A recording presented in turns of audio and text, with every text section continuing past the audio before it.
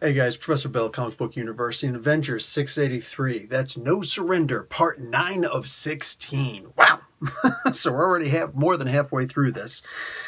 Okay, so we find out a big surprise. There was never a Voyager on the team. Like, she was tricking everybody and all that stuff. Remember, I was making comments like, dude, it's like, yeah, you guys remember Voyager was on the team, right?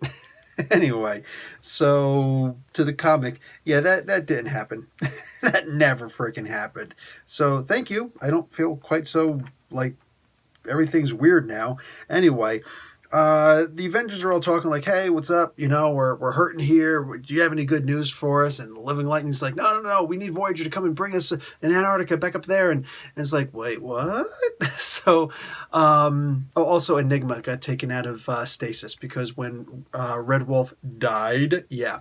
Anyway. You remember the not Game Master, the original Game Master, who, anyway, that dude, Grandmaster, that dude shows, when he twice now, the previous comic and the one before that, I believe, he'd mentioned that he's got an ace in the hole. All right.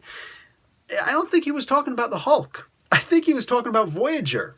All right. Like, that's the real big trick here. And that's pretty cool. I'm digging that. Like, there was a whole bait and switch here. It's like, we're all like, you know, oh man, the Hulk. Wow, we're in trouble now. The Hulk. Oh no, the Hulk's going to come and fight the Avengers.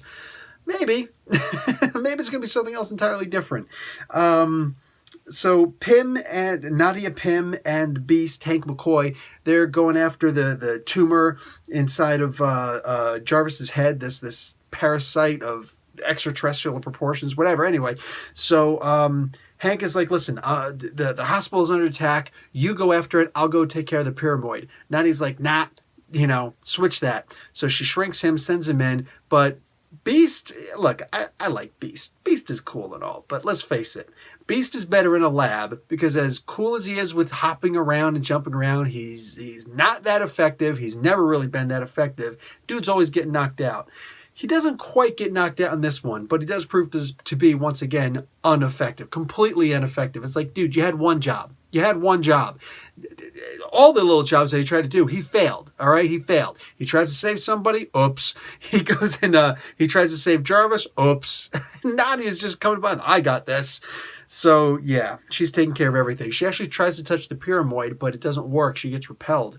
Voyager shows up, and she goes up and touches it. Oh, man, what's up with that? That's not cool, man. That's not cool. So everybody's a little bit freaked out at this point, like, what's going on here? And Jarvis is like, yeah, we've been lied to big time because he is the records keeper. I think they tried to make like a nice, Beast was like, oh, he's always been the heart and soul of the Avengers. No, he wasn't. Captain America was. Shut up. So I've never, ever seen Jarvis as the heart and soul of the Avengers. And I've been reading the Avengers for a long time. I've always seen him as the guy who just happens to be there. That's it. That's literally it. He's the guy who's always there, and he supposedly cleans up messes that we never actually see happen for the most part. Anyway, what he is, though, is a living recording of everything that's happened to the Avengers for the most part. And when Beast was in his brain, he saw the synapses, he saw the memories, and Voyager was not in a single one of them. So that's probably why Jarvis had to get taken down. Anyway, so with all that craziness that happened, yeah, not looking good for the Avengers. So we'll see what happens. I don't know exactly. Like, this was apparently the final pyramid, so I'm trying to do the math in my head. If the Lethal Legion does the Lethal Legion have one? I forget. They should. Lethal Legion should have one. The Knuckleheads should have one. The Black Order. The Avengers should have two. Now, who does Voyager work for? You know what I'm saying? I imagine she works for, technically, the Lethal Legion, right? Was that it or whatever? It works for the other Game Master, the original Game Master dude, whoever he was in charge of. So anyway, yeah, this is pretty whacked. This is pretty whacked. Anyway, nonetheless, it's still a really good comic. And next issue is the one where Hulk is actually supposed to make his full-fledged return. So looking forward to seeing what the Hulk is going to add to all of this. Like, there's an ace in the hole for you. You know what I'm saying? An angry Hulk, madder than ever. So, yeah, I'm going to give this comic book a B+.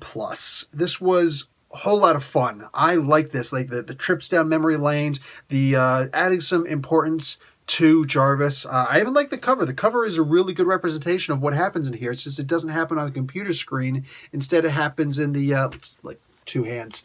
It instead happens inside of his head. So that's great. Like for me, that worked really well. That being said, yeah, this was just one of those big, here's the twist, but you don't actually know what it means yet. So you just know that somebody cheated. You're not sure what happened though. Anyway, guys, that's it for me. Professor Bill, Comic Book University. Class dismissed.